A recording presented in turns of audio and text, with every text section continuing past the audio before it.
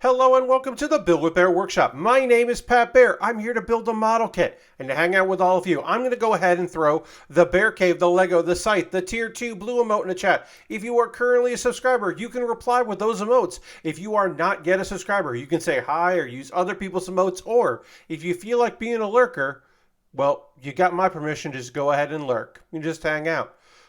It's Thursday.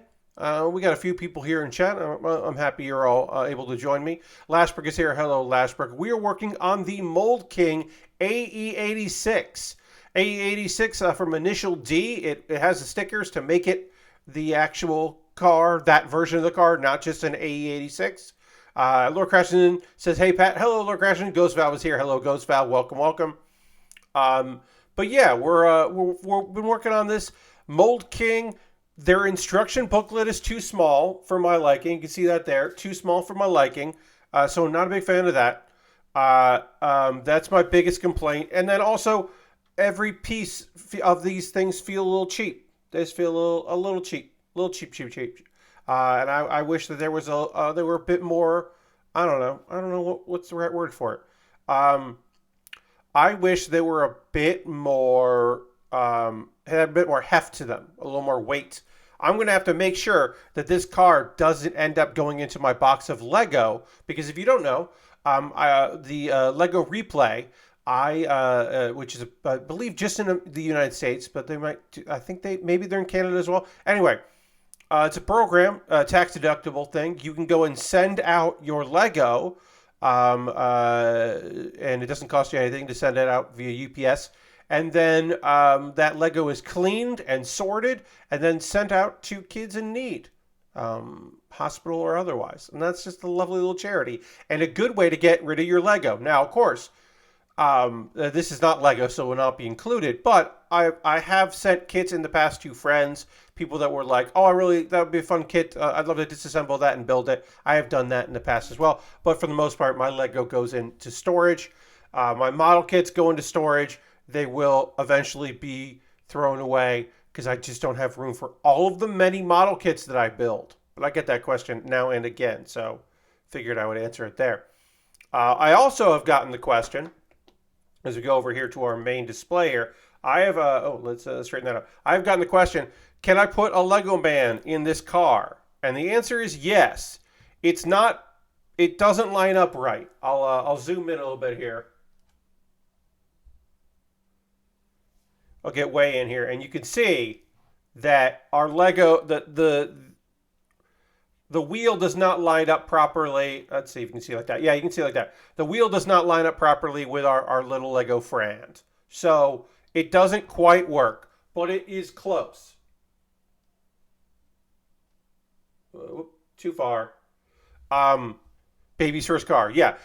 So it doesn't fit right. This kit doesn't come with a minifig. That's not their style. But these parts, you can sit a minifig on them, so we could have.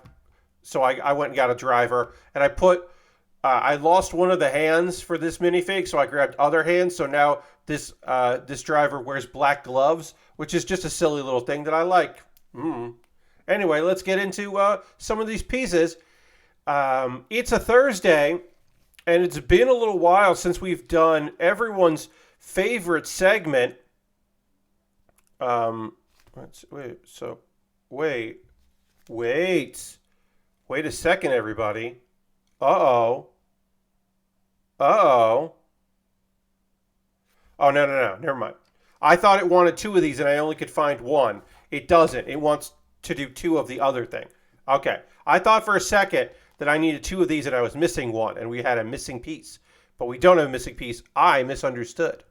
So it's been a few days. We need to do a checkup on the many misadventures of this terrible place that we found ourselves, which is, of course, X.com, aka Twitter. It's still Twitter, but, you can call it X.com if you wanted to. But X... Here's the latest when it comes to that.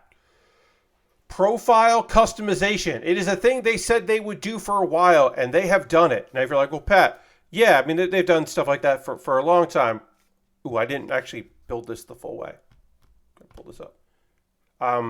What else do you mean by that? Like, yeah. You can customize your account. Well, here's a specific new customization for folks over on Twitter.com. And that is, of course, hide subscriptions and hide your blue check mark. So this is for people that have Twitter Blue, that have paid for Twitter. One of them is hide subscriptions. You may know this. There are some people out there that are running a thing where they're like, hey, if you want, why would you? But if you wanted to, you could pay people to read their special tweets, their paid only tweets. You could get in on that action if you were so inclined. I have to make sure I know which ones we want here. So they're doing that nonsense. And you can hide that so your profile doesn't say who you pay money to. They'll know and you'll know, but then other people won't know who you simp for, basically. But the other one, the one that I wanted to talk about, is hide your blue check mark. Using some Twitter Blue features could still reveal you have an active subscription. Some features may not be available while your checkmark is hidden, and you can hit learn more to learn more. I don't know what the learn more is, but they made it. They made it so you can hide it. I have been told that hiding it only works for like mobile and the web if you are not using one of the many ways to see if people have done such a thing, have paid. So which one do I have? The extension that I have, Twitter Real Verified, will let me know if you have a Twitter. Will let me know, and also lets me change the icon from that check mark to the clown emote. So if I see people there, also, if people who used to be legacy verified have now started paying for that, for the new verified, I can check that so that they don't do clown, because traditionally it would leave you as if you're legacy verified, it would let me know that you were legacy verified. And now it updates to be like, well, you were legacy verified, but now I also know that you're clown shoes, which I think is important. Okay. So I'm being very particular about this build thing here, because this piece and this piece are dramatically similar, and I want to make sure I'm grabbing the right one. So this is the one I want, because it's this piece here, but we turn it on its side, and so it kind of looks like the other pieces. So I'm just trying to be very particular that I am using the right pieces here, because I don't want to have to redo what I'm doing. We're just working on the front of the car right now. So that's your Twitter update. People out there are going to try to hide their shit, which is very funny, but it won't hide you forever, because people will still know about the choices that you have made. Okay, so that's going to go like that, and that's going to go like that. And, if you have poor eyesight or fading eyesight, I have astigmatism. My eyes are not great. This instruction booklet, with its many black pieces attaching to other many black pieces, could be a fucking problem for you, like it is being somewhat for me.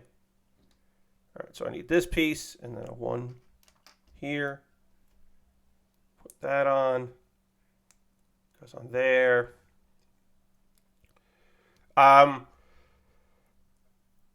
Do you all know about the Song of the Summer? This is a question I have for you. Are you aware culturally of the Song of the Summer, the Nathan Explosion just subscribed with Prime for 14 months. Thank you so much, Nathan. Let's throw the Bear Cave, the Lego, the site, the Tier 2 Blue emote if you're a Tier 2 subscriber in the chat. And thank Nathan for renewing via Amazon Prime. Appreciate that very much. Thank you, Nathan. You may be aware of the Song of the Summer. This dude is fucking putting out songs that sound like... He's putting out a song that sounds like a song from the 90s, a Eurobeat style song where the vocals are all done in English, done by people who English is not their primary language or they do not know English at all. And it's full of nonsense English lyrics, but it's got a good beat that you can move your butt to, which is fun. Lord Crashton wants me to hit the dance button. It's a new month, and Lord Crashton's like, what if you hit the dance button? I will. Speaking of dance, here's a funky dance with lyrics. The first one of these with lyrics in many a time. Maybe it's not since the ska days.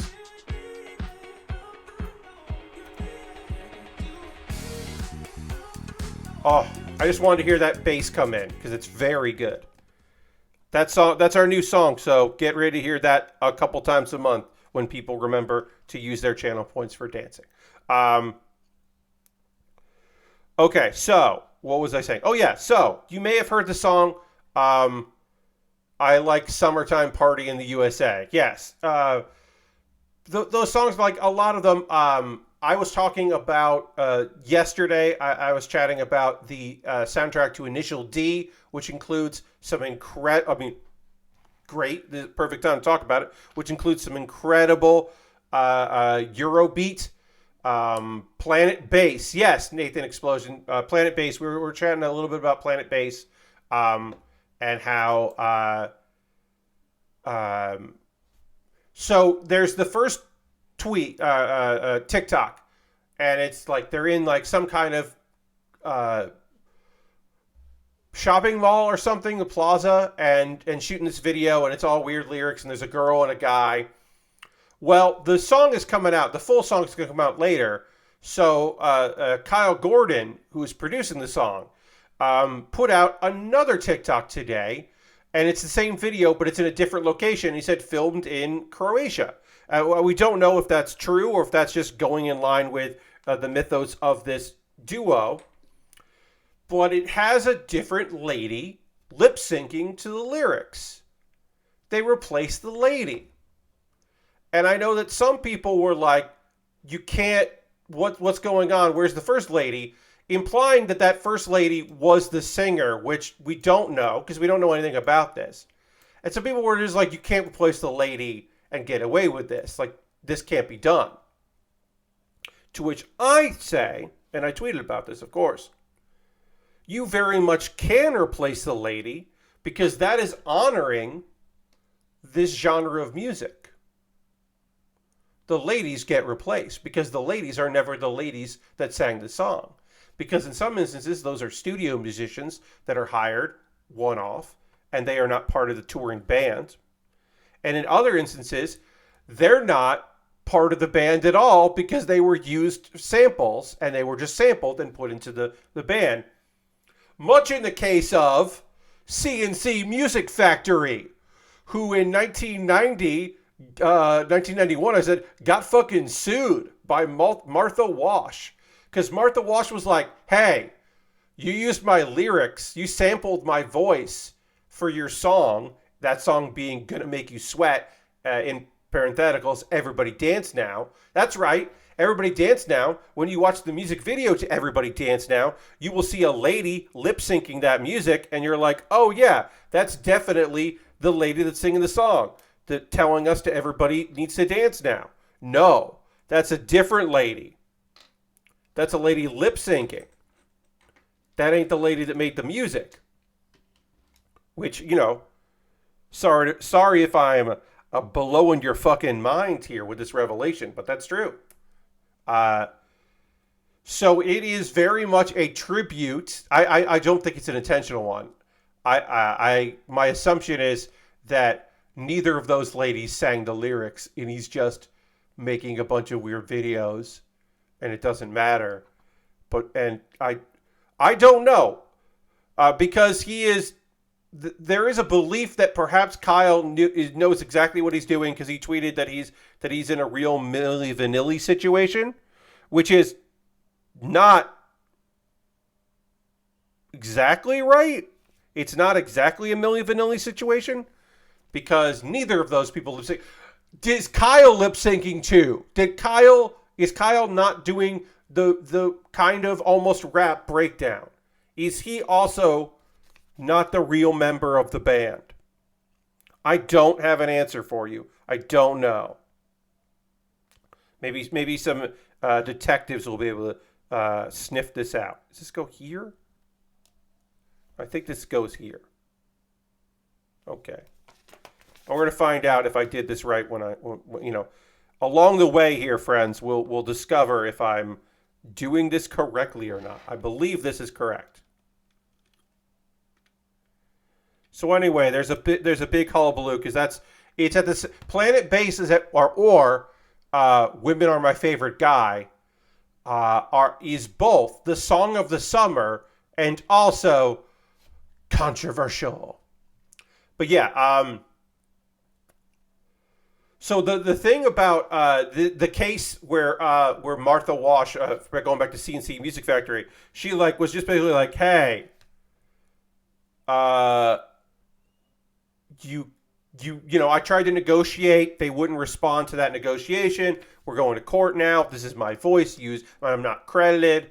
And the Los Angeles Supreme Court ruled against the two dudes behind CNC Music Factory, David Cole and Robert Civilis, charging that their producers and their record company, which was Sony Music Entertainment, they got charged with fraud, deceptive packaging, and commercial appropriation. And they got settled. And Sony actually requested that MTV update the music video so that the music video properly credited. Okay, wait. So this goes properly credited her. Okay, wait. I need to. Oh, okay. I gotta do this all over again. I'm doing this, but I'm doing it now. I'm doing it the other way. So yeah. Two Actors Clever credited Was for vocals and Zelma Davis, who lip synced the vocals, for visualization to the Gonna Make You Sweat video. But yeah. But that just reminded me of that, which I feel like people don't know. So the world of, hey, we have this person singing the song, but they're not conventionally attractive, so we're going to get this model to be a model for our fake band, is very in keeping with the traditions. But I really didn't, I wasn't out here I really want to talk about Eurobeat. I want to talk about Eurobeat. I don't want to talk about this fucking dude and his nonsense. I want to get in deep talking about, let me see, can I find here? Let's see.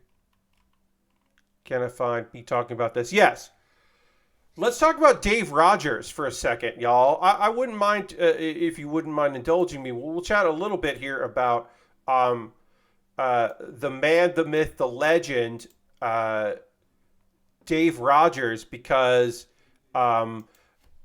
Dave Rogers is, well, first of all, Initial D, which we're currently working on the car from, was my actual introduction to Eurobeat, which I have such a soft spot for. But I also, through that, learned, because the song Deja Vu really broke my brain in a great way, because it's incredible. Whoops, sorry. Oh man, I'm going to get demonetized. We got a second there. I went to click on more information and it started playing a video, which I don't want that. I don't want to. We can't listen to Dave Rogers live from Roppongi singing Space Boy. Dave Rogers still doing it up. Dave Rogers, that's not his real name. That is his performance name for doing Eurobeat songs, but it became his main occupation when it blew the fuck up and became the thing he is known for and does. if you were unaware with the Initial D soundtrack, it is Eurobeat. It is that thing, the Planet Bass style sound. We're talking English lyrics that are somewhat nonsensical but very fun. Beats, no real instrument touched any of this music, but driving beats, club hits, not full like dubstep style breakdowns, but there usually was like a build in the middle. But just like really fun songs and really fast and driving. You're going to hear the chorus maybe 4 times in a song. Maybe the whole song is the chorus and there are limited verses, or maybe there aren't any verses at all and it's just all chorus. Deja Vu, I think, is Dave Rogers' best song because it's fantastic. He's Italian born and known internationally, but probably best known in Japan. And I do want to say one thing about doing my research because I was unaware of this. So he did a bunch of stuff and then became very popular with Initial D and then just stopped fucking making music. It was just like, I'm done. He was like, I'm going to work on my my what have now become side projects, but I'm done making music. I'm done doing this. I'm out of the business. From 1997 until 2019, where he remastered Deja Vu and a bunch of Initial D songs and re-released them. And then in 2020, did Initial D, the album from Hell, Take Me Higher, and Deja Vu, the Gold Collection. And then in 2022, did Initial D, Dream. But also in 2008, he shows up in a bunch of... there are hundreds of super Eurobeat collections. They made 3 volumes of just Dave Rogers songs. And then also in 2019, they did another one.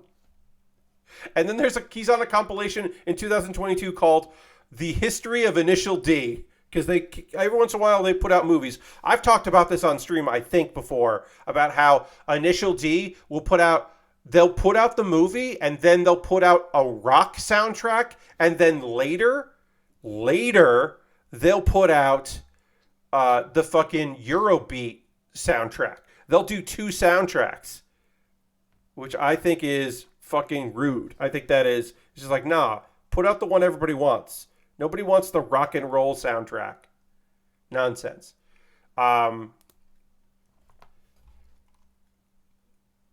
Every fucking single Dave Rogers song is one of the best titles of any song ever. Come On, Let's Dance came out after Come On, Everybody. Nothing's Changed, Fly, Music for the People, Milan, Milan, Milan, Woman from Tokyo, Go to the Top, Kingdom of Rock, Made in Japan, Beat of the Rising Sun, Stay the Night, We Want to Rock, Let's Go to the Show, K2, The Auto Messi, Wheels of Fire, The Race is Over, Dancing in the Starlight, I Want to Feel, Superboy 2018, which was, of course, released in 2018. Don't get it twisted. Let's see. What else we got? Hey, folks, I always want to entertain. I always want to have a good time here. I hope you're having a fun evening with me. In this particular instance, this is one of those rare things where I don't care if you don't like this. If you are not enjoying me being a fanboy for a musician side project that became his whole gig, an Italian man who is singing in English for Japanese anime fans of a racing series, of a street racing series.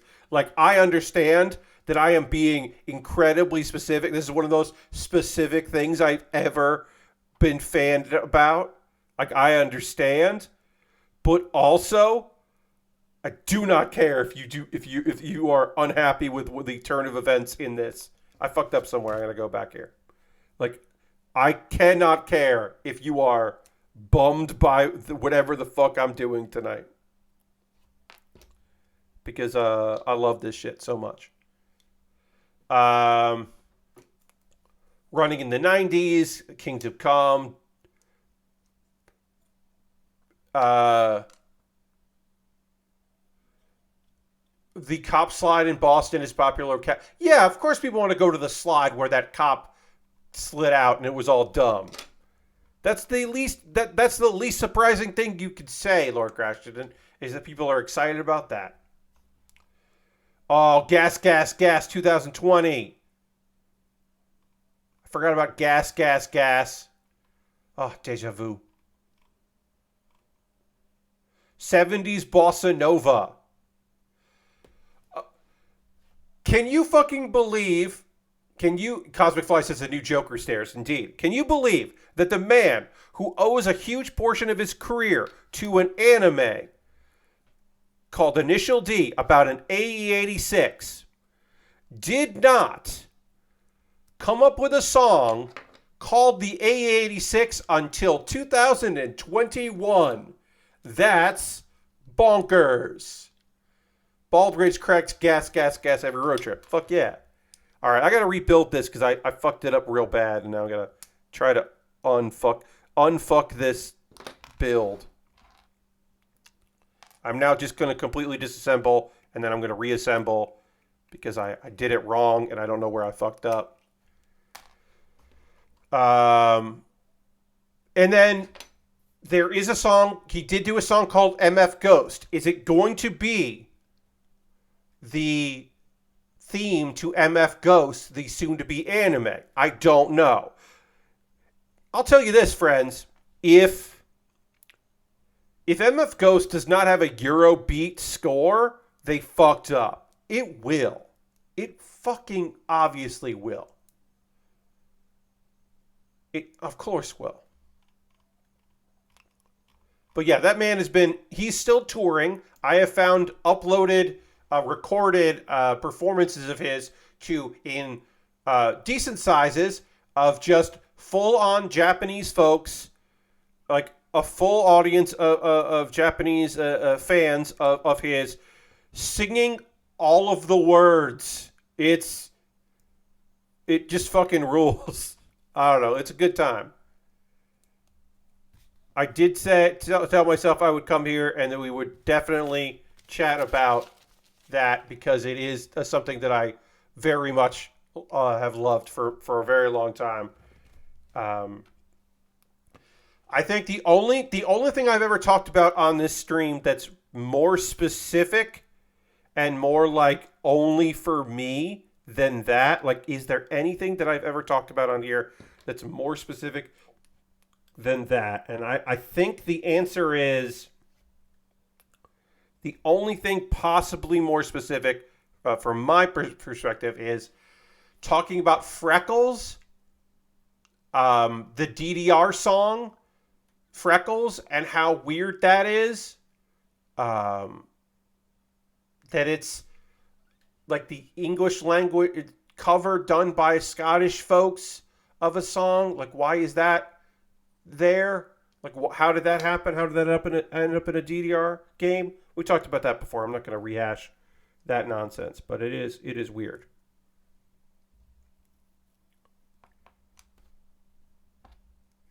I have thought about doing a Pat Bear's Anime Club about the one Rurouni Kenshin song that's for some reason in DDR and why that is. Because I did get the suggestion from someone, hey Pat, you should do a video on why people shouldn't watch the new Rurouni Kenshin.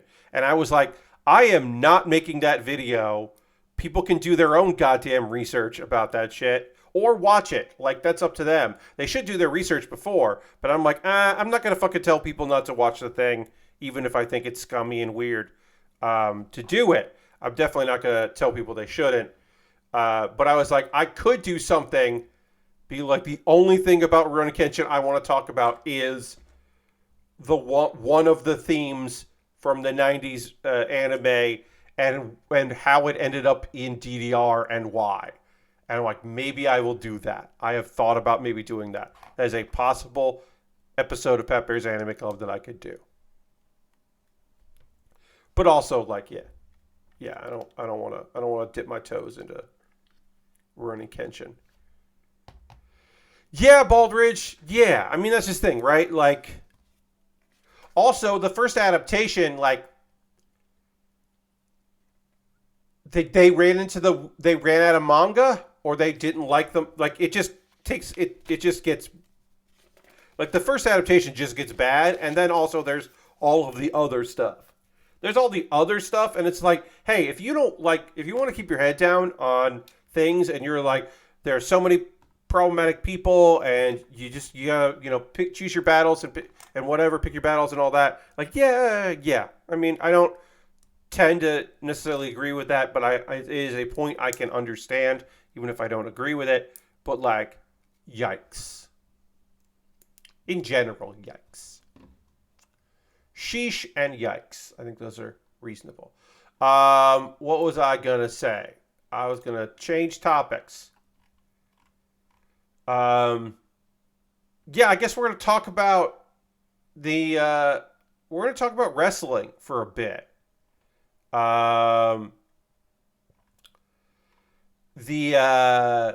Chris Jericho and Konosuke Takeshita defeated the team of Sammy Guevara and Daniel Garcia from the Jericho Appreciation Society via Lloyd the Bat, or Floyd the Bat.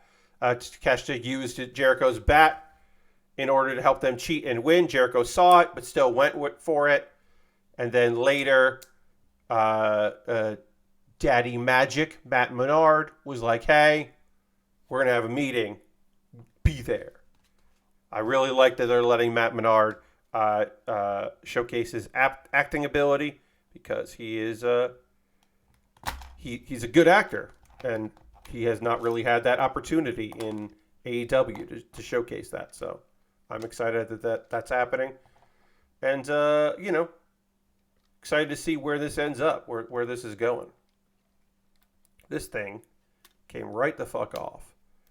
This front part here, for now anyway, is very haphazardly attached. I imagine I'll be able to put more on the frame soon, but right now, I would not describe it feeling good. So I'm just going to hold from the bottom as I attach this, because if I put too much pressure just from the top, it will fall apart. So let's do it like that. Great. We're adding some structural integrity to this. Let's see.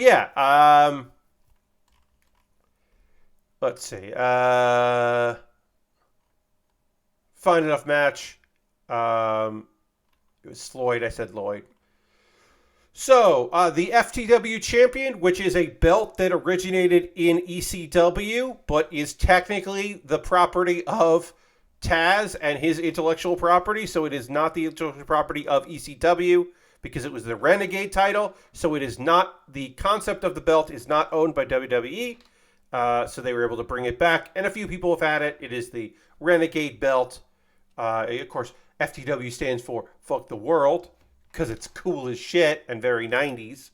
And now feels a little outdated, but whatever. Jack Perry holds it. Jungle Boy Jack Perry holds it. He's been a shitbag about it. And he was talking shit about ECW and the people that were there, which brought out Jerry Lynn. Jerry Lynn of ECW fame, retired, currently in a production role. And they were going to have a face-to-face, which wasn't advertised as a match. It was never advertised as a match, but it was advertised like, wait, is Jerry Lynn going to bump? Like, what's happening right now? And Jerry Lynn was like, hey, I can't come to the ring and fight you. But there's somebody who is also an ECW guy that feels pretty strongly that he'd like that belt and he'd like to kick your ass. And then it revealed Rob Van Dam, everyone. A portly Rob Van Dam made his way to the ring slowly because he's wrecked his body for our entertainment, and that's fine. It's a bummer, but yeah. And he'll be back next week. One would assume that that's leading to All In, maybe.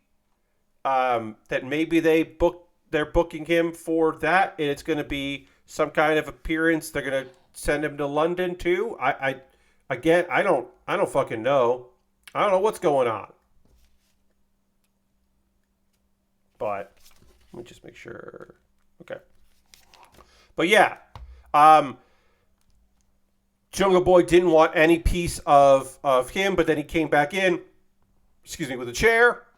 And then we had the jumping spin kick to knock the chair out of Jungle Boy's hand, which showed that, at the very least, Robbie Van Dam can jump and kick. So that's nice to see. Yes, enjoying the weed to the fullest, perhaps. But yeah, looks like we're getting a match next week. Rob Van Dam is 52, but the crowd was also like, hell yeah. But it's weird. Also, Tony Khan paid for his ECW music, Walk by Pantera, which, he couldn't have and, WWF wasn't going to pay for. So Tony Khan has spent a bunch of money this year on music licensing. Also, at one point, as Jungle Boy, Jungle Jack, as the baby faces refer to him, was running away, he jumped the barricade, and he did make sure to hide behind a little girl, which was very good. That's a good shit move, to just be like, I'm going to put myself behind this kid. Can't touch me. There's a kid right here. I thought that was some good bullshit. All right, let's get what will eventually be our license plate. Now, if this was Lego, we would be putting on the decal of the front plate here now. But since this is not Lego, we're doing it all at the end. And I don't know if that's a good decision or not. We'll find out when the time comes. But right now, I'm just attaching this piece, and I know that something goes here later. I'm 99% sure. Yeah, the sticker goes there. Maybe it doesn't, but we don't do any stickers till the end. So we're just moving along with this build. Let's see. What else happened? Hey, Trent Beretta won on TV, on Dynamite of all places. It was the 200th episode of Dynamite, so you knew that some surprises were in order, the biggest surprise coming at the end. But of course, the guy that I assumed was in the match to lose didn't, and that's wild. Best Friends are having some issues with the Black Bull Combat Club. This led to a three-way fight between Trent Beretta, Penta, El Zero Miedo, and Jon Moxley. You would imagine that Moxley or Penta would win. You would not necessarily imagine that it would be Trent, but Trent won. And there's going to be a tag team parking lot brawl between the Best Friends, Trent and Chuck Taylor, and Claudio and Moxley that'll air on Friday, which is kind of neat because so Rampage is going to have that. That'll hopefully be fucking cool. Or weird or great. I don't know. I don't know what it's going to be, but I have some hope that'll be rad. All right. Let's get this on here. But yeah, that match was cool. Our boy Trent did bleed from two different places, and at least one I don't think was intentional. And I was like, fucking yikes. But I thought it was great. I thought that was a really fun brawl. Lots of thumbtacks, which I'm not the biggest fan of. MJF gave a babyface promo explaining why he's a scumbag and how he's still a douchebag, but he's understanding like you can try to be the right thing and you can try to be the man you are. It was a powerful, very good promo. Adam Cole came out. They fucking hugged. They signed it. They're doing a match. The main event of All In is going to be MJF versus Adam Cole. Will that be the actual last match of the night? Main event can mean many things in wrestling, so I don't know for sure, but that is going to be one of the big matches. And the first actually fucking finally announced match for the one of two pay-per-views AEW is doing in the span of a week, because they're a fucking weird company. All right, so we gotta put these on. Put these on. We gotta build our rear view mirrors here. This is like straight out of the page of these mirrors. How these mirrors are going together is straight out of Lego's playbook. Like obviously this whole kit is, but this specifically is very much. Anyway, MJF promo was fucking wild and great. Supposedly Cole might have done like they did a hug, and he did like a thing like this, like to his back, like, you know, it's like patting on the back. Instead of with his hands, he did like a fist, which apparently he has done before he has betrayed someone. And that is a very weird small thing that I'm like, why? Who noticed that? What the fuck are you talking about? But apparently that is a thing that he has done in the past. The backstab, which I think is very funny that people were like, he's going to turn, it's going to be Cole.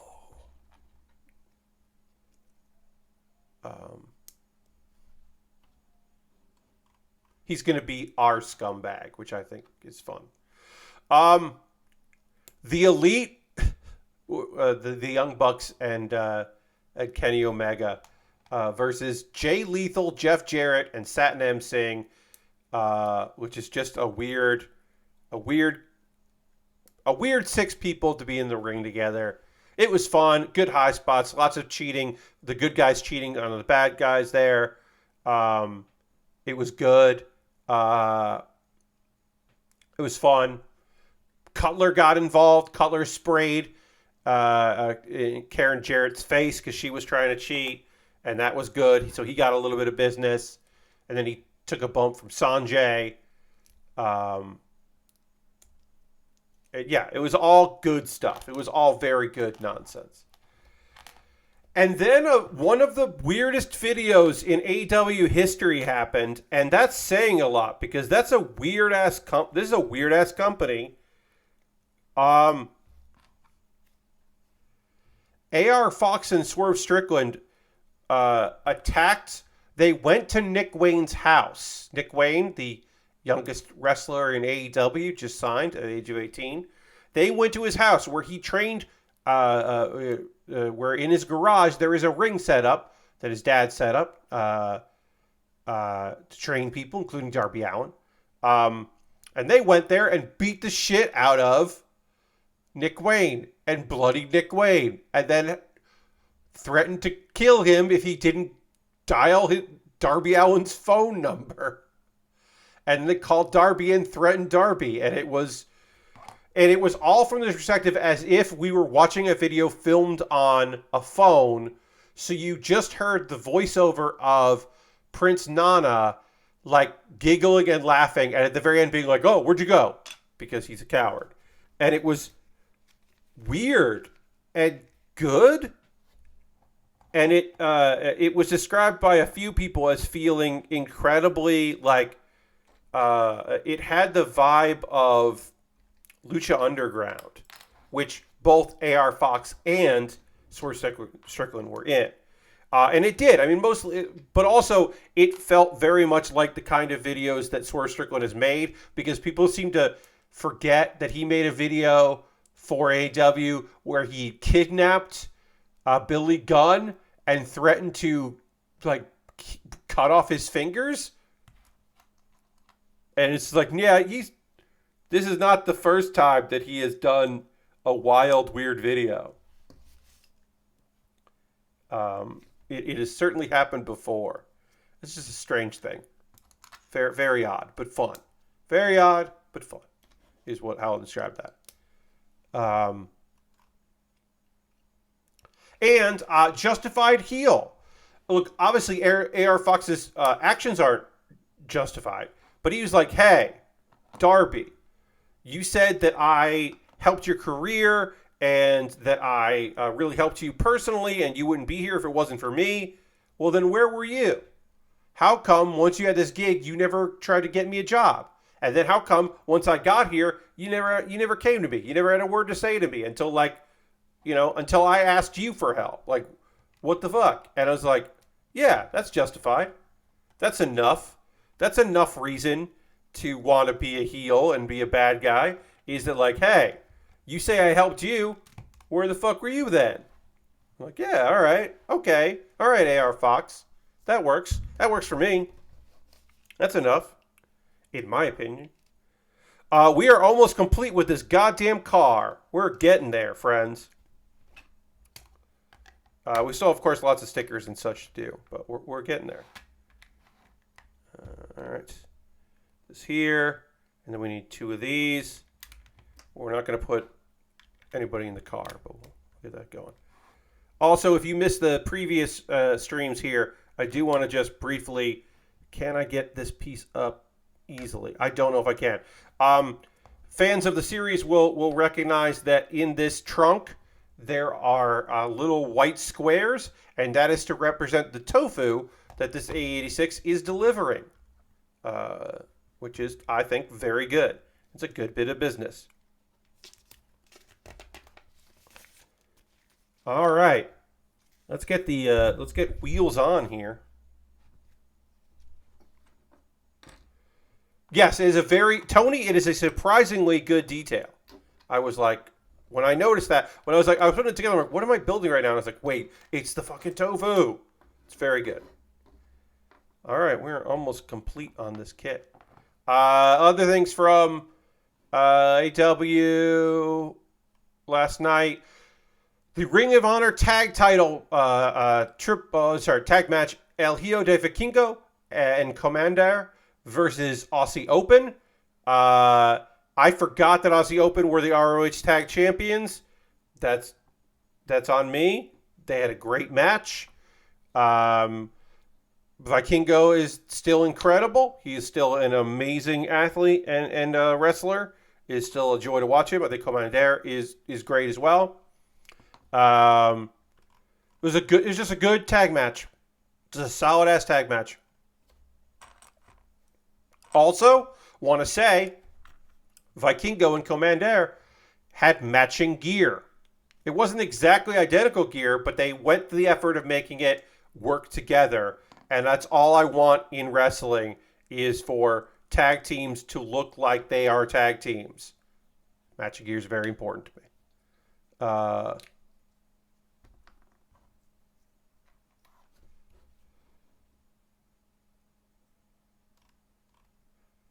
And then the main event, Toni Storm defending her Women's World Championship against Hikaru Shida. And holy Shida. Hikaru Shida won in front of an audience. She was the AEW Women's Champion during the pandemic era and lost at the first pay-per-view once crowds were back.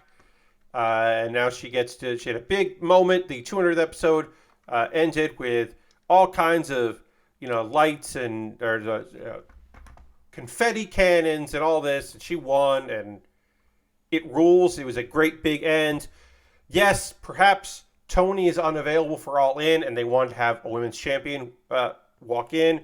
It makes sense storyline-wise. Shida did it, so now you get an opportunity for Saraya to want to get the belt back for the Outcasts, and that puts Saraya on the card, which I'm not super thrilled with, but that's the possibility. Anyway, it was a solid match. I wish it had more time. I wish they had booked the show differently, so it could have been a longer match. But, overall, I thought it was solid, and I think everybody worked hard on it. And I was happy with the results, certainly. And then because that means I got to hear Sheeta's theme twice. And then for the next couple hours, the X-Men theme was in my head because it's her brother that made her song, but this is the AW version of her theme, which she used in Japan. And the AW version is just the song, but also at the beginning, for some reason, a guitar riff that is not exactly, but is very reminiscent of the guitar riff in the 90s X-Men cartoon from Fox plays. Like, it plays, and you're just like, what? Why is that happening? And that's in a song for no apparent reason. So every time I hear it, I just get the X-Men theme stuck in my head for a while. All right, so we got the license plate on there. Again, we're doing all the stickers at once. So it's just like, hey, find all these stickers you need to put on and put all of them on all at the same fucking time. And we're not going to even put all of them actually on the photo. You're just going to have to do your fucking best. We can put this in its case, which we'll do as well. But I'm just going to slowly start applying stickers here. A lot of the lights here are stickers, which is, I don't know, I'm not totally thrilled with, but I'm not totally opposed to either. At least they're larger stickers. Like, this kind of tells you where it needs to be, right? Because I'm covering up this whole piece. I also want to try to get these right the first time because I could see myself really fucking this up.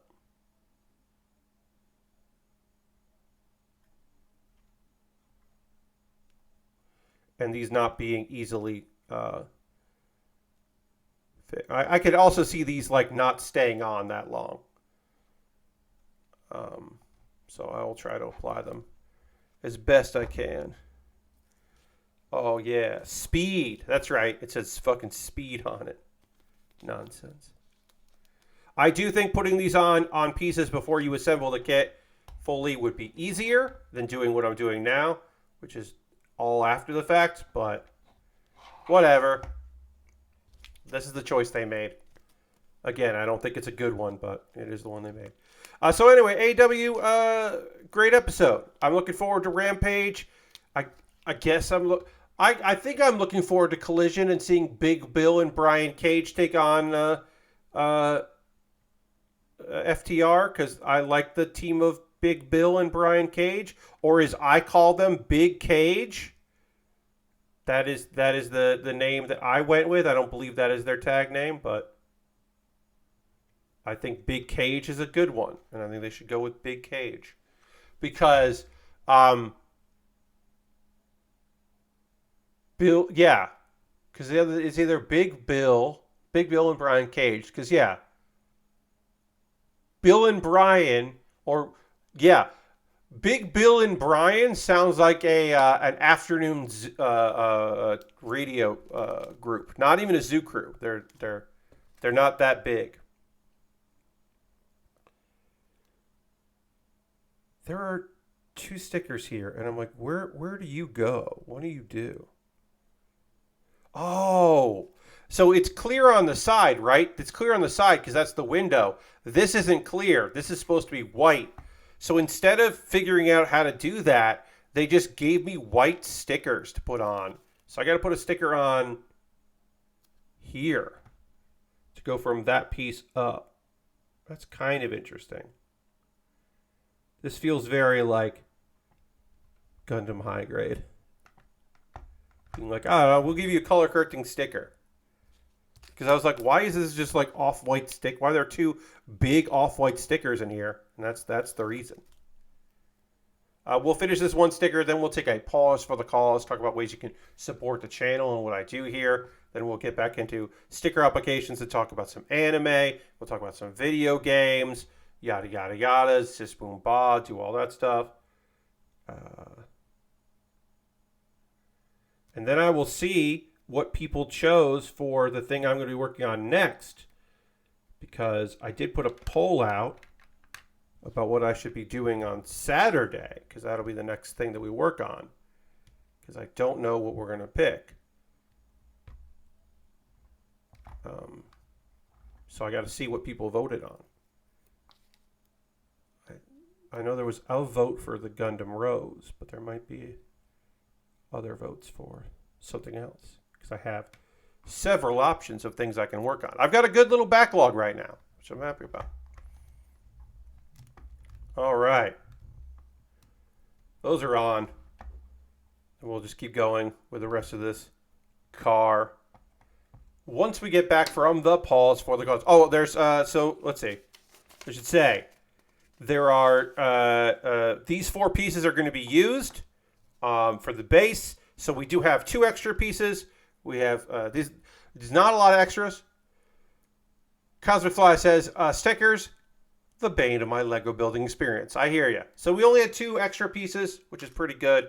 Because these are going to be for the stand, because we put these, the plastic case that it comes with, as if this was, you know, I don't know, made of steel or something. Comes with these, so you can put the car on there. But we'll probably take a photo in and outside of that, because it's silly to just take them all in there. I'm going to sneeze, I think. Hold on. Oh, nope, I'm not sneezing. I can never get a sticker right on the first try. That's why I've always appreciated Lego, because the decals you can remove. I do my best to just kind of line it up right, you know, using the X-Acto blade for stickers. And then for these kind of decals, I'm just using a spudger and just try to make up and then really try to seal it once you got it down how you want it. But yeah, I'm never quite happy with it, with Lego, with stickers, and my own ability with said stickers. But yeah, now you did some SD Gundam with my daughter, with your daughter, says Throttle Bottom, for first time this week, and man, those stickers suck. Yes, the SD kit stickers, especially the SDEX, the like fancier ones. I haven't done the master grade SDs. I haven't tried that, but the EX ones are so many stickers because it's all the detail, and it's a lot because those are small kits with very large stickers to cover pieces, and it's like eye stickers is like fine, but there's a lot of detail on those SD EX ones. The regular SD as well. Yes, Death Scythe Hell. I've done the Death Scythe. I've never done the Hell. The Death Scythe was it felt like it was mostly sticker. Anyway, hi. Welcome to the Build with Baer workshop, folks. We're gonna take a pause for the cause. I'm gonna talk to you. That's right, you, about ways that you can support all of this. Everything I'm going to talk about here is optional. You are not required, or I'm not trying to convince you that you have to do any of the things I'm about to mention here. But if you would like to, I'd love it. First and foremost, throw the Bear Cave, the Lego, the Scythe, the Tier 2 Blue emote if you're a Tier 2 subscriber into the chat if you are currently a subscriber to the Build with Baer workshop. Being a subscriber is the easiest way to support what I do here because you're already here on Twitch, and you probably already have your credit card or PayPal attached to it. You can use your cash money, credit cards, PayPal attached to it, or your Prime Gaming token like Nathan did tonight. Nathan, who used Prime Gaming token because Nathan has Amazon linked to your Twitch. So your Amazon Prime links to your Twitch Prime. You get that token, you use it for anybody. And thankfully, Nathan decided to use it for me, and you can do that as well. You could also gift a sub. There have been no gifted subs. It is the lovely month of August somehow, and no one has gifted any subs yet, which is fine. It's the first build stream of the month. You could be the first. You could gift a sub, or bits and coins like Harold did and Cheer, and join the gift sub leaderboard that way. Gift subs and Cheer leaderboard. But yeah, gifting subs an easy way to support someone in the community. If you're already a subscriber or you don't have an intention to be one, you could do that. That's not the only way to support what I do here, because I also have a Patreon. Now, Patreons, they changed where they're billing, where they're running money from, and it got all fucked up. So it's been a fun couple of days. I only had one account or person that was supposed to, get money taken out on the first that it didn't work out. But some other people got affected much more severely than I did. But patreon.com/PatBaer. So maybe not the best day to join, but I'm still going to mention I've got it. I got a $1, $3, $5, and $10 tier. There are different rewards for the different tiers. Today, my $3, $5, and $10 patrons started to vote on what I should do next week for my bonus streams, so next Tuesday. And right now, winning that poll, but it's a close poll, is Persona 4 Golden with mods, because I got a new mod. And I've played the game on my own here and there, so I'm further along in the game, and we can check out that new mod. So if you want to see that, along with the old mods and me using cheats and all that. But that's only winning by one vote over Mars First Logistics and Pat Watches Old Wrestling, which also has a vote. So if you're a $3, $5, or $10 patron, you could really swing it. Two of you could move it into one of the other things, or one of you could really make Persona 4 Golden the thing I'm definitely doing next Tuesday. I'm going to keep an eye on that poll. Not a lot of people vote in polls. Totally okay. I think there's some people just like don't get emails. They just don't get my emails, which is fine. They just don't want them, and that's okay because they're just supporting me every month. It's a tip jar, and that's totally fine. Speaking of which, I have a YouTube channel. Subscribing to my YouTube is free. You can jump over to youtube.com/PatBaer. Subscribe there for free, please. And then if you want to become a member for just $2 a month, you get my Wednesday videos a day early, so you see them on Tuesday. So the video that I put up for everybody yesterday, you would have seen 2 days ago. And then there's also direct donations. If you don't want to be a monthly subscriber to Twitch or Patreon or my YouTube, but you want to every once in a while help me out here, you can at my Coffee or PayPal or Stream Elements. Everything I make through direct donations, through YouTube, which includes AdSense and watching my videos, through Patreon, through Twitch, all of that goes into a fund, and I take money out of the fund and I buy model kits and equipment with that money. This Mould King I purchased because of your generosity. So I saw this, I had it in my wish list for a while, and I was like, you know what? I'm just going to fucking buy that thing. I got some money coming in. I'm going to buy that. The money I got from Patreon goes to me buying more model kits. I'm going to be making a purchase probably in the next couple of days. And speaking of seeing it on my wish list, I have an Amazon wish list, and you can buy something there. It'll come to me in the mail. You can attach a note if you want to. I'll make a dedicated video about the thing that you purchased from my wish list, and it'll jump the queue. And whenever it's time for me to decide what I'm building next, it'll be something. If you buy something from a wish list, it becomes the thing I build, because that's the least I could do is get to the thing you purchased as soon as possible. I can't rearrange my list anymore. Amazon's been a weird spot. It's been strange. They said they're fixing it. I don't know. But I've got Lego sets, model kits, inexpensive kits, expensive kits, a bunch of different stuff here. Some stuff that's on sale, some stuff that never seems to go on sale. Very expensive things, not so expensive things. See if there's something there you'd love to see me work on stream.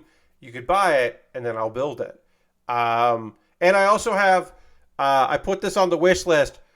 I put a controller because my current knockoff Xbox controller has a lot of drift and sticky buttons, and I took it apart to clean it, and that did not help at all.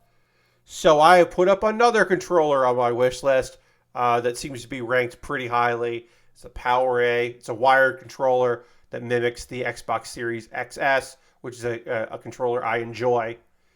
So I would that would be great to have, but you know I don't need it, but I do need a new controller, and it is something that I will possibly just buy for myself for Tuesday, when I play Persona 4 or another game, because I've been getting by with that bad controller and also mouse and keyboard. And mouse and keyboard is not my preferred gaming method. So yeah, put that wish list up, see if there's something there. I'll just tell you that my alternative to my Amazon wish list is my Throne wish list, and also I am accepting surprises from my Throne wish list. So if you see something on Throne you think I would like, you could buy it if you wanted to. And then you can also buy a gift card at USA Gundam Store, and then send me a whisper here on Twitch or a DM on Twitter with that gift card code, and I will receive that gift card code and then buy something from USA Gundam Store.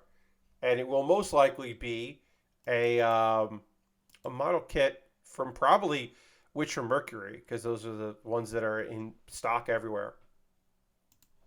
Because I also enjoy that very much. Let's see. I have a Discord. You can join my Discord if you'd like. You're obviously under no obligation, but that's a nice little place full of good people. So feel free to jump into my Discord. It's very chill there. A couple video links for you to check out. Pat Baer's Anime Club. I put up a new episode on Monday. This episode is all about the Lost Dragon Ball dub. That's right. Way back in 1989, Harmony Gold started doing a test of several episodes of Dragon Ball, the original Dragon Ball, years before Funimation, years before Ocean Dub, before Adult Swim, before the syndicated 13 episodes, the first arc. This is 5 episodes, and the first and third movie of Dragon Ball meshed together. It's bad. The actual source is bad. My video on it is good. Watch the video. Learn about it. Learn more about Harmony Gold. There's other reasons to not like that company. And then Baerly Rehearsed is an ongoing video series where every week I write a character piece, rehearse it several times, and then perform it. This one is based on a place in the mall that I saw. And also makes use of a prop I've been waiting to use in a comedy video for a while since I got down here and found it in a closet. So I was very happy to knock both those things, based on real life and a prop that I had here, because I have so few props in this house that I was like, oh, I want to use that. And I did. We are going to talk about some anime, but first, before we get into anime and then into what we've been playing and doing all that, I'm required to drink some water. And I'm also, it's bedtime. You gotta take my meds. You know. You might need to. So do, if you got it. And we're going to dramatically transition back to the overhead, and then we'll keep putting stickers on this while I talk about anime. In just a moment, here we go.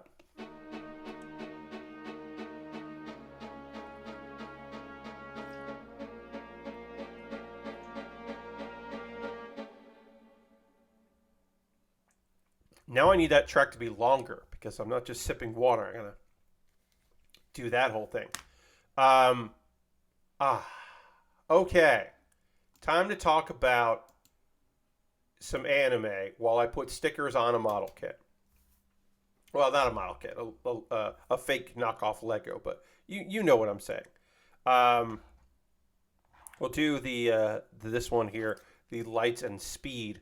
While I talk to you about Reborn is a vending machine. It finally happened. Half this episode, which would have been like probably a chapter of the manga, or maybe 2 chapters of the manga. I have not read the manga. Finally, a chapter, or part of a story was dedicated to people who are not our vending machine. Really, there's very little of Boxy in the first part of this episode. There's some, but not a lot. Okay, so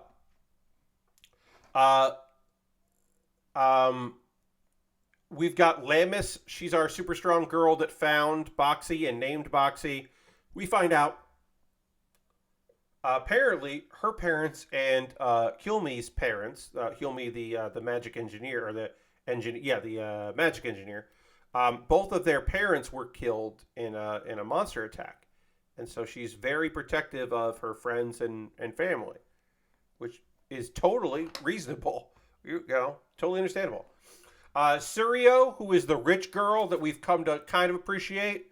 Surio is like, hey, a bunch of other merchant families are meeting to a showcase of our wares.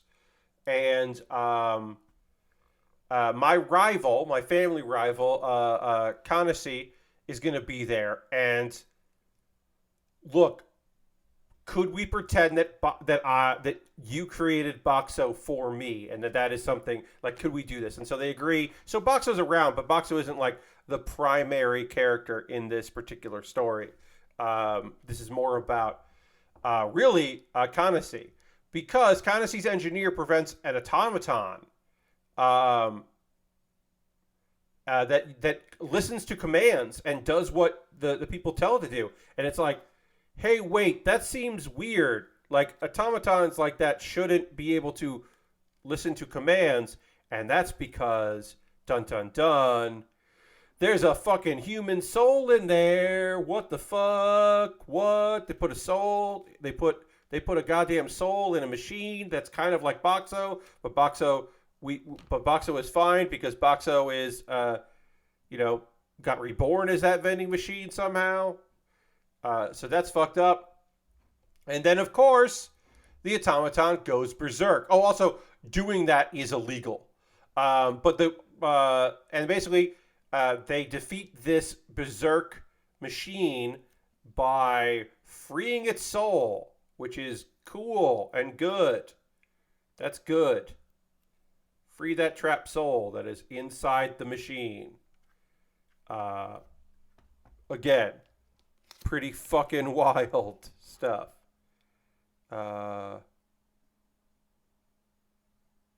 Two. What's two? Oh, that was two. Okay. These stickers aren't in. The numbers are very weird on these stickers. Sorry, I got confused for a second. I was like, what? What's going on here?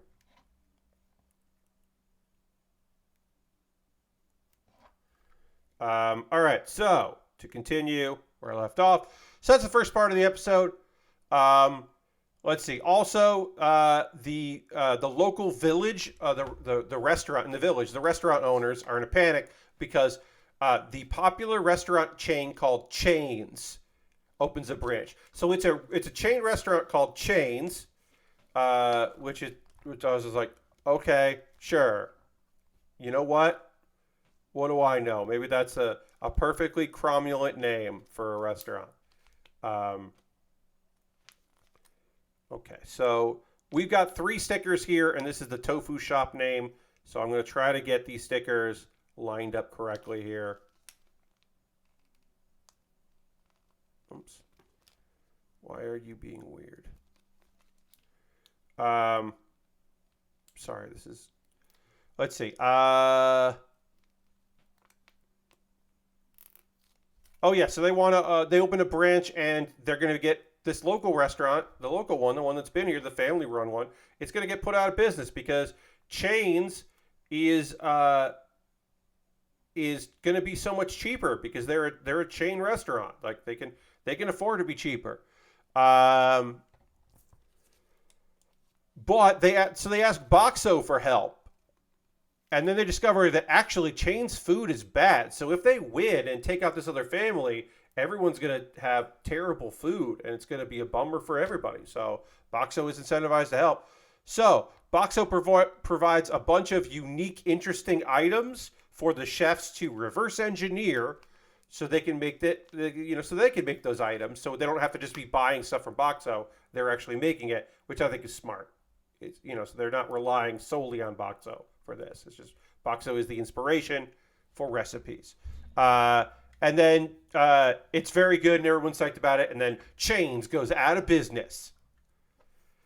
And then the very end of the episode is Carol, who we know from previous episodes, that really wants Lamis and Boxo to join a campaign. And then Lamis is like, yes, I'll go with you because I want to keep increasing my skills. Which, in my opinion, is a mistake. But we do need to have action in the series. We need to have some things happening. So we're going to get more story. This was a fine episode. No real action. Bunch of silly events. But totally okay. This is a totally fine episode of Reborn as a Vending Machine. I now wander the dungeon. This episode of the Great Cleric is another, like, chill, like, we're almost at the part where I stopped reading the manga because I was just like, yeah, I get it. But this is a very slow-paced series, and so we're getting more of that. Lucille, our main character, he hasn't been to the end of the last episode. He was like, all right, my year studying and healing people at the Adventurers Guild is over. It's time for me to renew my membership at the Healers Guild and get a job at a clinic. And so I can get more tomes and I can rank up because the healer system is fucked. So he's got to do a lot of work to get what he needs to get. it ends up that, okay, I just want to see where this goes. So he shows up and he's just like, okay, well, I'm going to get a job. But then our boy, the mythical Braun, the leader of the Adventurers Guild, shows up and he's like, actually, hi, I would like to hire your finest healer, which is in the case of Lucille, to be the exclusive healer for the Adventurers Guild, and we'll pay him a salary, and we'll pay any fees, and we'll even get a new tome. And of course, Lucille accepts it and agrees to it, and part of that is his training, so he'll get some training in it as well. So basically, for the second time in a row, basically Lucille just ends up at the Adventurers Guild, and that's fine because that's where he wants to be. Time to take a photo while I tell you more about this episode. He just had said goodbye to everybody, and of course they most likely knew that he was going to be back, so they have a welcoming party for him. A bunch of minor characters that we've seen before have some stuff. There's talk of maybe taking him into the night, because he's never flirted with any of the adventurers, men or women, and he's never flirted with any of the staff. And they're like, hey, buddy, you like guys? And it's like, oh, it's annoying. And he's like, no, I haven't flirted with anyone. And they're like, all right, well, maybe we'll take you out and show you the nightlife. And he's like, wait, they got that around here? There's a little bit of flirting with him and Monica, the employee that used to work for the Healers Guild that he helped rescue. And maybe that something's going to happen there, but it doesn't in this episode. And then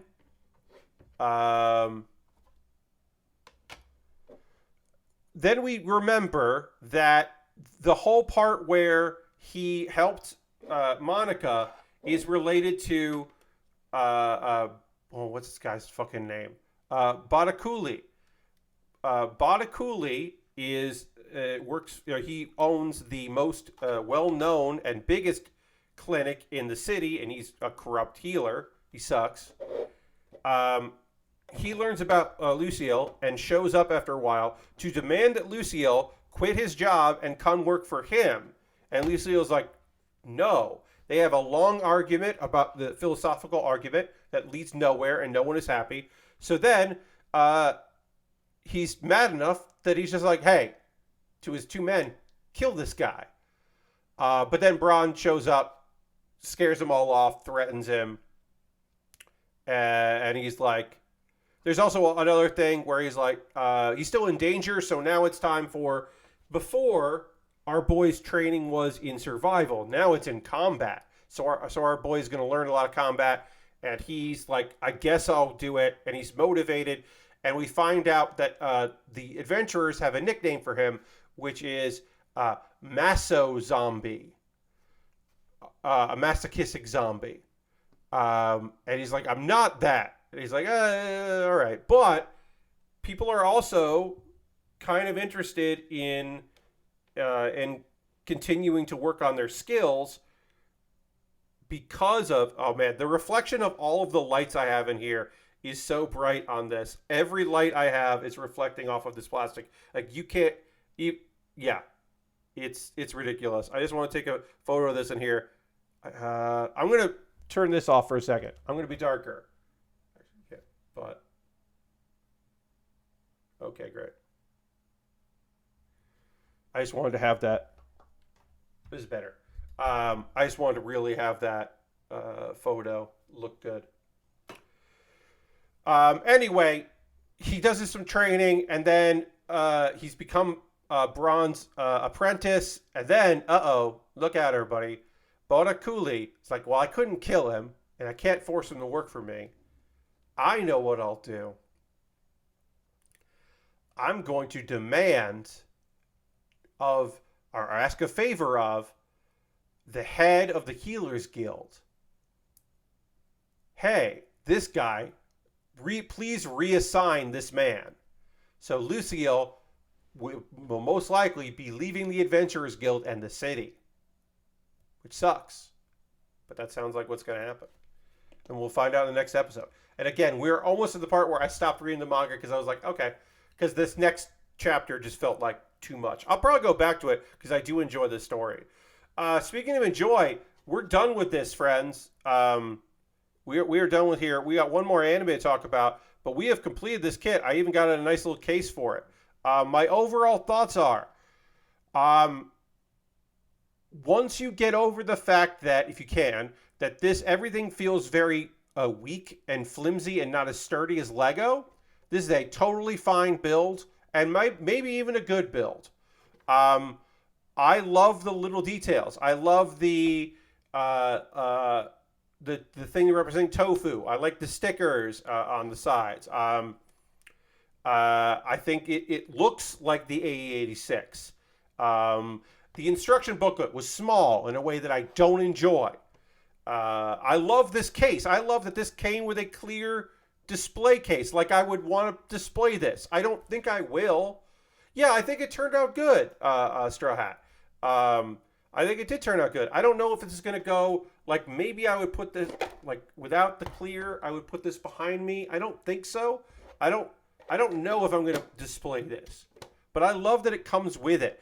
And inside of this was all of the bags. That was the other thing I should say. It tried to do the Lego thing. Yeah, I think it is nice it comes with a display case. It tried to do the Lego thing where it had a bunch of numbered bags, right? It was numbered 1 through 5.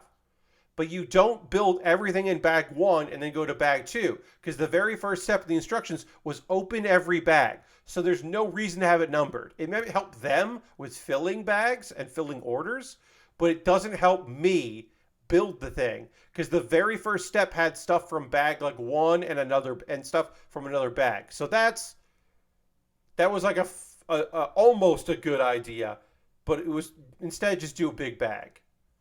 But this was still good. I still enjoyed it. All right. We got some time left. I don't know what I'm doing next because I thought this was going to take the whole episode and I would have a little more time. So let me see what my $10 patrons have voted on. I didn't give them a lot of time to vote. I think I put this up yesterday, maybe. So I didn't give them a whole lot of time to vote, but let's see here. Patreon is loading slowly. That's great. Thanks, Patreon. Okay. Oh, we dropped some frames at some point. I didn't know when that happened. All right. Winning the poll. I did put up yesterday. Covering kits with glitter paints. All right, that won the poll. Okay. I thought maybe I would be working on the Gundam Rose. I had the box ready to go. But paint. This will be a one-time stream. We're going to do... So, we're not actually going to get started with that. That's going to be Saturday that we're actually going to do it. But we are going to prep and talk about it tonight. Because we've got like half an hour. But I have 4 kits. So it should take 2 hours to just do these 4 kits in paint. Because I'm not perfectly set up for that. Because I'm going to need more... I'm probably going to wear latex gloves. I'm going to have my paints ready. I'm going to have paper towels to clean up this surface. Because I am going to use this surface because it will come off. So that's going to be Saturday. It's just going to be like a one-off. And then I'm just going to build the Gundam Rose after that. Because I want to build the Gundam Rose because it's a new G Gundam kit that's not the God Gundam. That's fucking wild that there's a new G Gundam kit out there. So I really want to build that. So I'm going to do that next.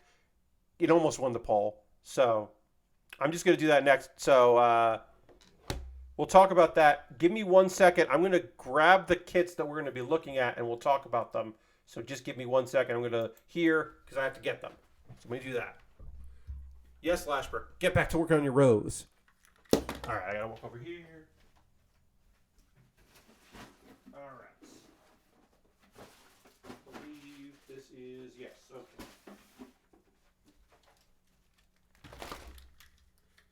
All right. So I have my kits here in a bag here. The Armored Core games they can employ themselves. Hell yeah.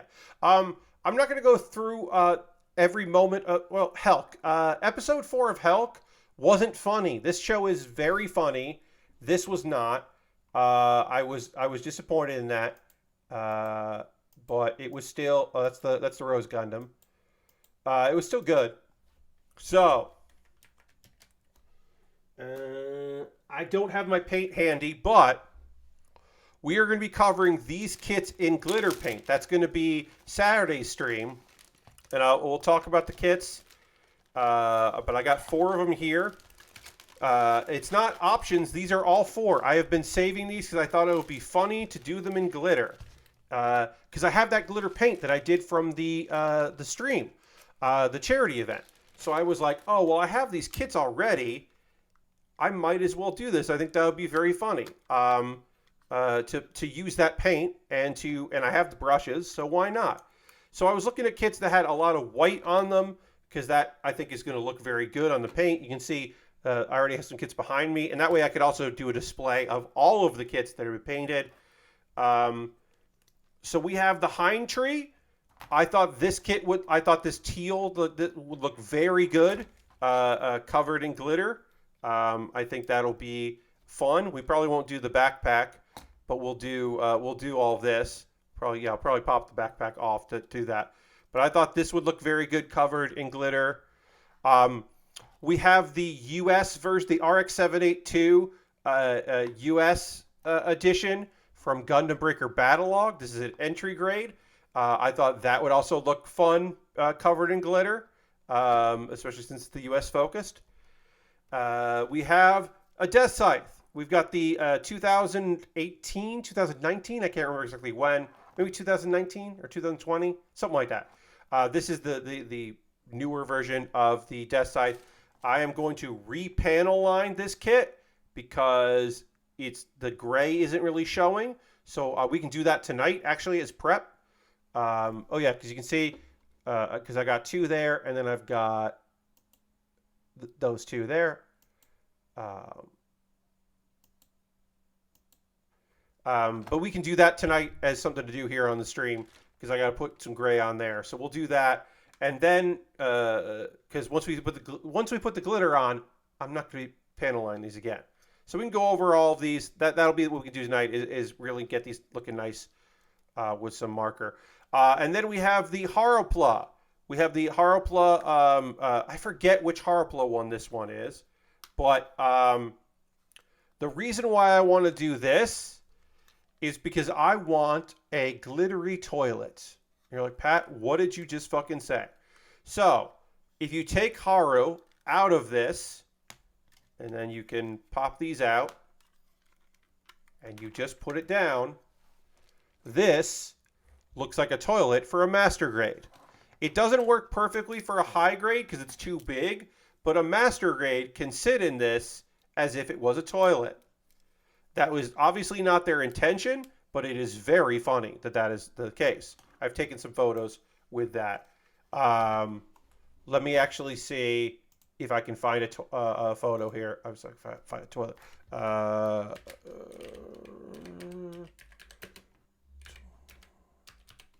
All right. Let's see. Here we go. I do have a photo of this.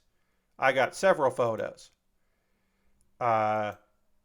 It's the fitter. This is the fitter. If you take the toilet out of the fitter, or if you take the Haru out of the fitter and put a master grade on it, fitter looks like a toilet. So I'm going to, I will get these downloaded and then put on here in just a moment so you can see these 2 wonderful photos that I did for that.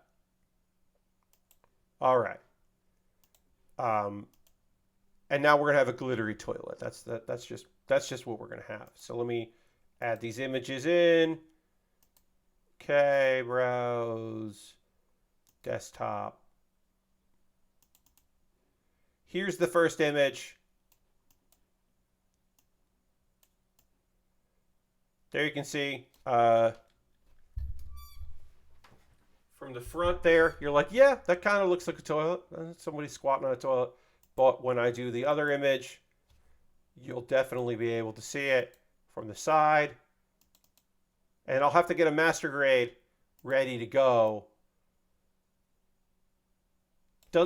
That's a fucking toilet, right? This thing is a toilet. I even had the pegs out. I forgot I had the pegs out. But this thing looks like a toilet. So I'm gonna put a master grade on this when it's all said and done, and this thing will be nice and glittery. I'm gonna put a goddamn master grade on there. Taking a deuce. As soon as I knew that, I was like, oh yeah, someday I'll put glitter on this. And is that the reason why this horror is that the reason why I saved this horror is so that I could do that very gag? Possibly. That's possibly the reason why I saved this horror. But that's what that is what we're doing here with it. So we're gonna panel line all of these kits again, get them cleaned up, have them looking nice, so that way they have 2 days to dry up, and then they'll be ready to have a lovely amount of glitter paint covering the goddamn things. That's the plan anyway. And that'll just be Saturday stream, and then we'll do the Gundam Rose after.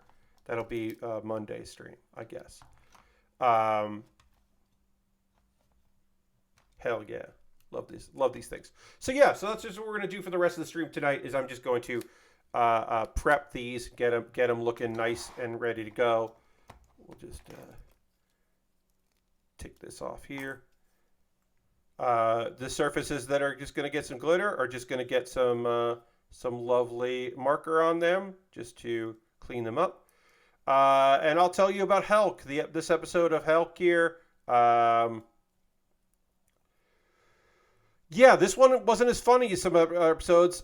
This was mostly about these armored humans. Helck recognizes that the winged knight leader is Edel, is a person he knows, but he shouldn't be this strong. And he's a human that transformed into this winged warrior. And he said that everybody else, all the other knights have transformed, and someday they'll be a hero, just like Helck and his brother, Kless. And they've awakened, but they're definitely not as strong as Helck is. But there are a lot of them, and that's troubling. It's weird. Anyway, the person who lost her arm grew it back because she's a part of a demon race that can do that. Chops off a wing. They start trying to reduce their forces. And then Helck decides to protect Edel because he wants to know more. I think he wants to know more what's going on. So he sends them all off to hide because there's going to be a big explosion. Also, Helck gets stabbed in a way that people think he might die, which is shocking because he seemed to be really strong. But maybe he's not mortally wounded. We don't know. They find that there's a teleportation magic there, but it's kind of getting dismantled. But they might get sucked into the teleportation, and they try to protect themselves. Helck shows up because they're like, well, we don't know where this is going to take us.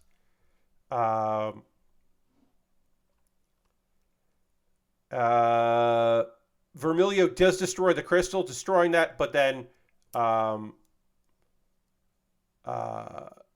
goes with him. And then at the end of it, Vermilio wakes up and she realizes she's on a beach and there's Helck's cape. And she has like a flashback to people making fun of her before the trip. So we don't know where this is going. We don't know. Like I said, this was a information overload episode. It wasn't that funny. It was a little shocking. We still don't have any answers, but we have more questions. I will say this. The fight scenes were good in this episode, but it really didn't do much for me. I like Helck a lot as a show. I think I liked most of this was the weakest episode so far. I'm hoping that it gets better because I do like the premise quite a bit. So I would like to enjoy more of it, is what I'm saying. What I also enjoy is playing video games. And what I want to hear from you, friends, is what are you watching right now? What are you playing? What's got you going? What are you enjoying out there? Is there anything that you want to chat with me about? And while I give you time to get to typing, get those fingers going, I'll tell you, I'm just fucking playing so much of Mars First Logistics. I turned a corner because I pretty recently finally finished a challenge, which gave me rocket boosters. So now all of my vehicles have rockets on them, and that is so fucking fun. It things that were like a complete like I can't get up this hill. This is going to be a nightmare. Well, now I have rockets, so I can get up the hill.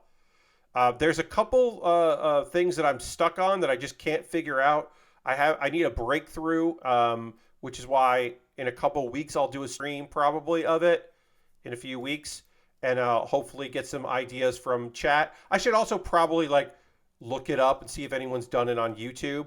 But I'm definitely stuck trying to solve one thing that shouldn't be too hard. Also, I unlocked a race car, and there's a race car track on Mars, and that's just very silly in a way that I can get behind. And I've had a lot of fun on that race car track. And then also, of course, I put a rocket booster on that race car, and it's not good for terrain, but it is very funny to use it. So I've been doing that. Let's see. Tony the Swordsman's back on Slay the Spire. It's your chill game. Hell yeah. Always fun to have a chill game. That's the thing I do when I get frustrated in Mars First Logistics is I just find an area of the map I haven't been to and start unlocking locations there by driving around and finding like towers and stuff. Because I just have a vehicle that can drive even if it flips over. I can just keep driving on it. So I've been using that a lot, and that has been very fun. That is just a good time to do. So that is my kind of my cool down game. I played some tonight. It was fun. Lashbrook says, I rewatched the D&D movie today, and it's still pretty good. On to Armored Core 3 right now. Hell yeah. On to the third Armored Core. Nice. And Ghost Valve started BG3. Yeah, Baldur's Gate has never been my thing. I've never been that style of RPG. Has never really done it for me. The closest I get to that style of RPG is the Fallout games, but the modern ones. Fallout New Vegas was my first Fallout, and then I went back and played 3 after I fell in love with New Vegas, and then I played 4, of course, quite a bit. But I never really got into the other Fallout. Like 1 and 2. Oops. Oh. Ow. Oh. I gotta start. Ow. Ow. Ow. Ow. I pulled the muscle there, but that should be okay. I should have moved. Instead of contorting my body to get this dropped, I should have just moved my chair. I'm 43, and I don't need to be stretching like that. I'm going to be paying for that later. I'm really going to have to stretch out because I definitely pulled a muscle there. We're paying for that one. That's fun. But anyway, I don't think I'm going to glitter this. So why am I? I'm not going to put glitter on. I might put glitter on the clear part, but I'm not going to put glitter on the handle, the pole. So kind of want to pick up BG3, but money is tight and I know I won't play it much. Yeah, Lashbrook, I totally understand that. Like, I just know I won't play it because it's not really my style, and so it's not something I feel like picking up myself. But I'm excited for people because I know people really like it. Well, yeah, so I played 3 New Vegas and 4 as far as Fallout goes. So that's kind of like a little bit more where my gaming interests lie. Is a little bit more that style, but it's generally not that style of RPG. Tony with the wise words. The older I get, the more I realize stretching is important. Stretching is incredibly important. Before you do exercise, and you just stretch everything out. But again, like I just contorted my body in a way that was not good. And after this, I'm probably just going to lay on my back and stretch out while I cool down from stream before I go to bed. Yeah, so I'm definitely going to glitter this. I don't know how much of this total thing I'll glitter rise, but I'm going to. And yeah, we're just going to clean up the a little bit here. I figured this would be a good use of our time, is just get this primed and ready. This kit does not need anything, but I can get this thing looking a little sharp. Straw Hat says, I'm playing Metro Exodus and Zone of the Enders. Ooh, okay, nice. I haven't touched Zone of the Enders in years. I definitely enjoyed that game. I wasn't always sure what I was doing in that game and if I was doing it right, but I did enjoy it. It was a good time. All right, so yeah, so we're not worried too much about, like, honestly, I just think this will be nice to have these looking a little sharp when it comes time to covering them in glitter. So that's the real reason that we're doing all this, is just to kind of clean everything up here. Get it looking nice and great, because yeah, I'm not going to panel line these ever again once they're covered in glitter. Yeah, the fill pens tend to last longer than markers, but some kits keep their marker, the panel lines for a very long time. Other kits kind of fade pretty quickly. It depends on the kit, really. But yeah, so this Saturday stream will just be me with glitter paint, applying with some cheap sponge brushes that I bought. That I don't care about and could throw away, because I can wash them, and I probably will try to clean them off, but they're going to be covered in glitter and heavy because of the glitter paint. But yeah, that's going to be Saturday's stream. It'll be my second time ever doing a paint stream, and my first time ever doing it on this channel, because I did it for the charity event, so that wasn't even on this channel. That was for Plastic Model Weekender 2023 this year. So it'd be nice to be able to get in there and cover this dang thing with glitter and everything else, and then make a glittery toilet here of this kit. Very silly. All right, let's clean that up, and then we'll probably be almost done. We'll probably throw a little more gray on this one here, I guess. The Hindree does not need it because it's keeping its marker really well. This is going to look great. I'm just going to probably do all of the parts here of the greenish color, the teal style color there. Most likely I'll just do all that. I don't think I'm going to do the pole. It's good to know ahead of time. And then I think I'm going to make the executive decision that after this kit is done, we're going to do the Gundam Rose for Monday stream. We can maybe get started on Saturday, because I really want to build that kit, because it's a G Gundam. It's like a new G Gundam kit, and that's just wild. That is a wild thing that we're going to get, and it's so strange that it happened. I'm so happy. Obviously, premium Bandai kit. Not everybody has the ability to purchase it and pick it up, and that's a shame. We don't love that. It would have been nice if it was general audiences, but I totally understand why that was not mass produced, because it is a bit of a niche thing. So I totally get it. Why it wasn't. All right, so we'll panel line this a little bit here. I'll get a little color. We'll use the gray.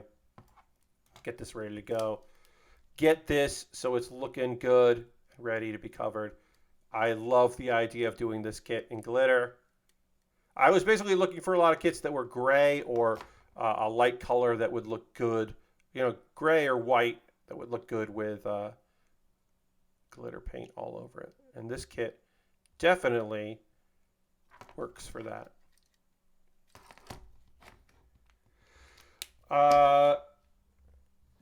No new games there. Tuesday stream. Hey, thanks everybody that came out on Tuesday. I should say that. Tuesday was a really good time. Checked out the game collection, whose name is so long that I have to look at it on Steam every time. Yeah, you want those games, right? So here you go. Now, let's see you clear them, which is just a very fun game collection. I was very happy to play that. It's very silly. A couple of those games I don't love, but a lot of those games are fucking great and really fun. So we had a good time with that. Thank you to everybody that tuned in for that stream. It's a very silly game. I don't think it's great, but it's good. I was happy to mess around in that. Yeah, I don't have any games that I'm like picking up in the near future. I requested a code. I actually don't know anyone involved on the PR side of it for Oxenfree 2. So I did ask for a code, and I have not heard back yet. Eventually, I will just probably end up picking that game up, but I figured I might not ask. See what they have to say. But I am interested in checking out Oxenfree 2, because I did like that game, the first game anyway, so I would like to try out the second one. We'll see. But yeah, I don't have any definitive plans for any new games coming up. We're going to try to finally beat Pokemon Platinum Randomizer, and by beat, I mean we're going to go to the 8th gym in 2 weeks' time. And so we'll actually, for the first time ever, beat every gym, hopefully. I mean, it could go wrong, but I think. And then we'll at least try to get to the Elite Four. I don't think I'm going to do a stream of the Elite Four. I think not this next Tuesday. That's going to be Persona 4 Golden with mods. The following Tuesday, I think it's the 15th. Is that the 15th? Or around the 15th?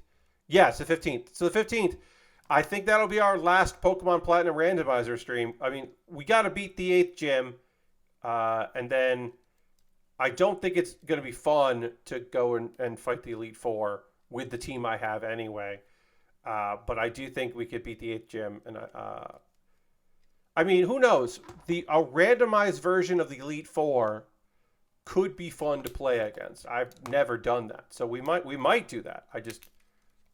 It's not necessarily written in the stars for that one, but it's possible. I would like to pick a new Pokemon game, a new Pokemon to randomize, especially since I have this DS emulator that looks this version of the DS emulator that I'm using. Of DSMU looks very good on stream and runs well. So I would like to pick another DS game to do. I just don't know which one I would end up doing. Maybe Black and White. Maybe, I don't know. The remake, possibly. I don't know. I have to look into it. I have to see what DS Pokemon game would be the best one to play. It was Platinum because it was really fun, but I don't know.